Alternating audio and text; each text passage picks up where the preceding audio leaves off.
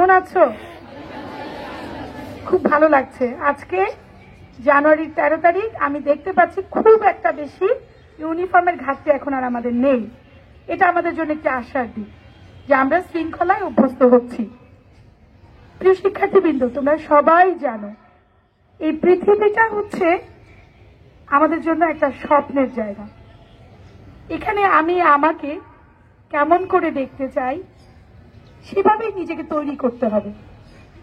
এই জন্য আমরা সবসময় বলি শিক্ষকরা যে স্কাই ইজ আওয়ার লিমিট।